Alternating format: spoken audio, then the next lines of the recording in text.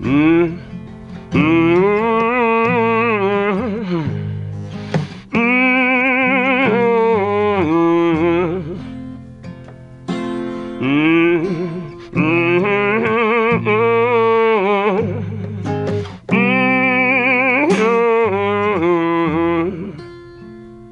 Black girl, don't lie to me. Tell me, where did you sleep last night? In the pines where the sun don't shine. Well, I shivered the whole night through.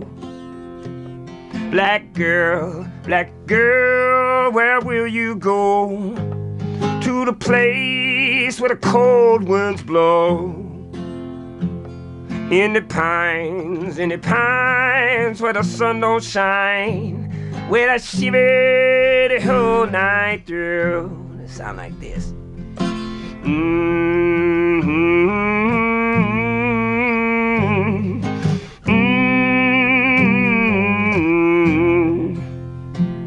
Black girl, your man is gone. Now you travel the road alone, and you raise that child all by yourself, and a policeman shut him down. Black girl, where will you go? To the place where the cold winds blow. In the pines where the sun don't shine.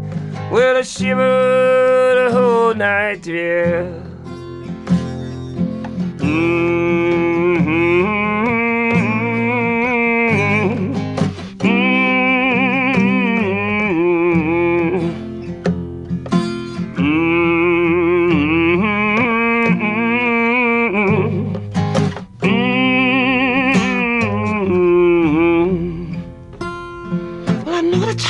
Keeps on breaking into 1 million pieces. Well, I know that your heart keeps on breaking. Oh no, where did you sleep last night? In the pines where the sun don't shine. Ooh,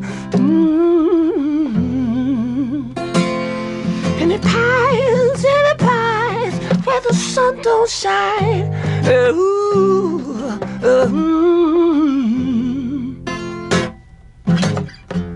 Don't shine no more.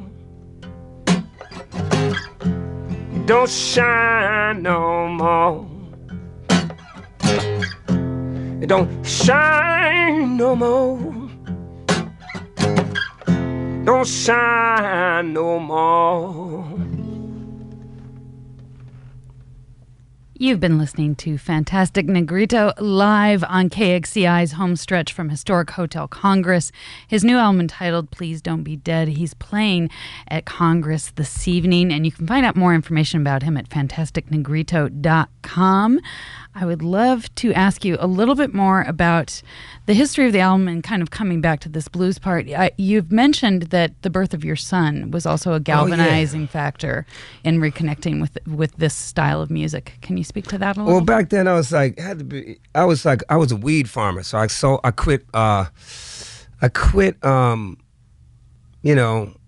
playing music. I sold all my instruments. I'm done. I have nothing to say. I want to make children. Maybe I got a farm, and I grew a lot of weed because it was very lucrative. And I didn't want to live under this weird fantasy people call the American dream. So I wanted to do things the way that I saw fit. And so I wouldn't become a robot in this society with no feelings.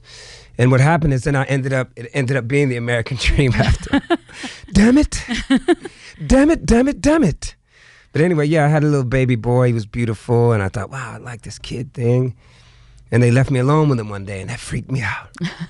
And I was wondering why that he wouldn't calm down and just do what I was telling him to do. He had a mind of his own. Gee, I wonder where he got that from. And I couldn't figure out how to get him in a good mood. And it was an old acoustic guitar that one of my drug addict friends had left me because he had stole some stuff from me, and he tried to give me the guitar back. But the problem was I couldn't sell the guitar because because it was a piece of junk, and I was trying to sell all the instruments because I just wanted nothing to do with music. People would talk to me about music, and I was like, I don't even think about it. I'm a farmer, and I like being a farmer. But I thought, well, let's try this guitar. So I picked it up. I remember I played a G major, and that changed the course of my life, that G major, because that little human being who didn't have any baggage, he reacted to that piece of wood with those strings and that vibration, and that resonated, and it touched his soul, and it touched his heart. And it was medicine, and it was pure. It was just a G major. And his face lit up, and it scared me. And I remember I felt the whole sensation down my spine. I'm like, what is this? I felt like I was the student. I felt like he was the teacher.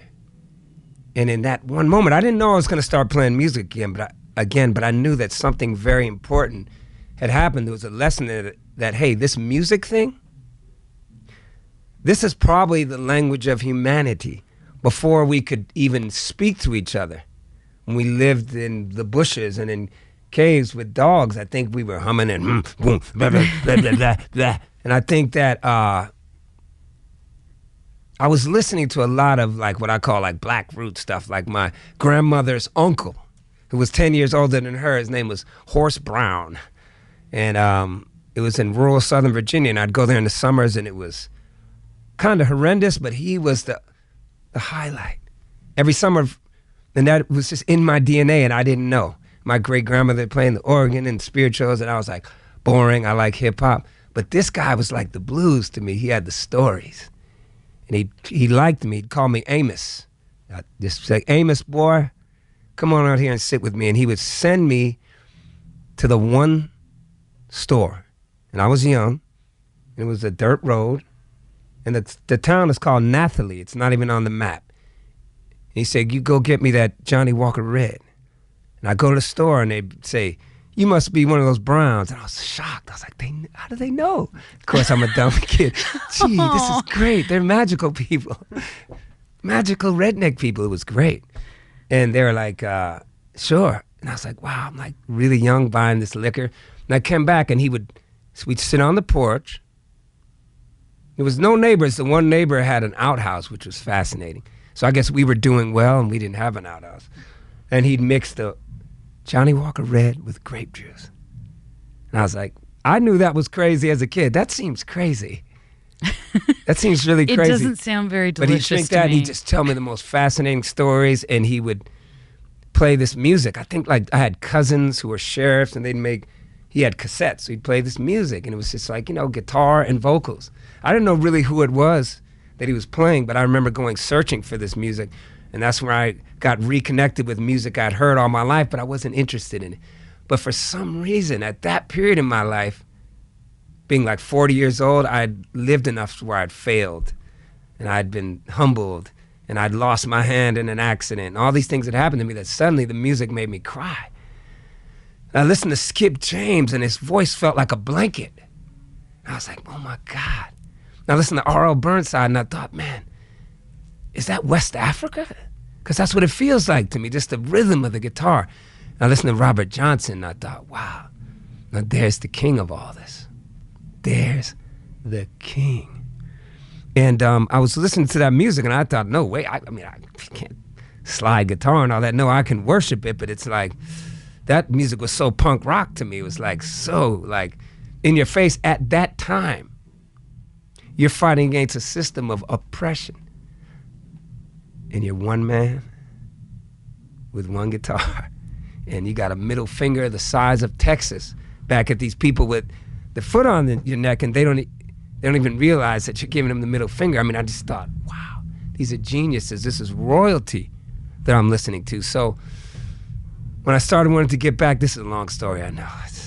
But when I started wanting to get back into music, I was gravitating towards that, but I didn't know how to do that. But I knew how to feel that. I knew it was in my DNA, and it all connected back to Uncle Horace Brown. And he was teaching me all along, and he was giving me the stories. He was playing the music, which I didn't want to hear, because it didn't have a beat, but it was in my DNA. And when I was ready, the journey that they had prepared me for, then I was ready to receive it. And through I your received it in the son's, form, I your think the first son's song was reaction as well. Night Has Turned to Day. And when I just wrote that, I was like, wow, I never wrote anything like that. But it just felt so connected to those roots in the South. And that was it. And that was the beginning of it. I didn't really call it blues. People call it blues. But then I remember reading the quote where Muddy Waters said, man, blues is a feeling, man. And I was like, yeah. I always felt like Never Mind What Smells Like Teen Spirit felt like the blues to me as a young child. It may sound crazy to you guys, but I was That's like, wow, me. this I'm is from kind Seattle. of That makes kind sense of to the me. blues right here. That whole movement, and then I like sheets, like a cold sheet. It's great when you're in Tucson. And then it's funny then later reconnecting with someone like Chris Cornell. But anyway, it's all connected, It's all connected. It sure is. And it's such a part of being American. And I thought I would have called myself Fantastic Negrito because I thought the importance of being a black American. I thought, why do we always feel like we're on the bottom? Why are we always the lowest? Why are we always the worst when we have this amazing music that has infected the world? The world. And everybody has learned from this Black Roots Garden. And Black Sabbath, they did something amazing with it. That's great. And that's well, God, man, I like what you're cooking there. And ACD, it's just amazing. And then funk and the soul and all this stuff, it came from this amazing garden. And so that's where it all lies with me. We're just so rich. Mississippi should be the richest state in the union, right? They've contributed so many geniuses. And we can, if we respect our ancestors and our roots, man, this will feed us. All of us. That's why I say Black Roots music for everyone. All right. Because everyone's got it, You may not even know it, but you got it. It's in your DNA. It's in you. No matter who you are, you cannot escape it. Well, thank you so much for coming in. Did you want to squeeze in one more before you have to run That away? was so good right there. I mean, how can I top that? Let's wait for the concert. That's fine with me. Fantastic Negrito is going to be live at Hotel Congress this evening. The new album called Please Don't Be Dead.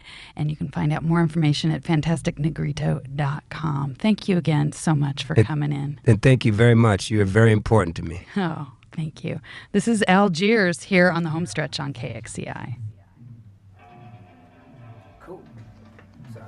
I was like, that was so good. I talked so much. I felt like we got him. We got him right there. We got him.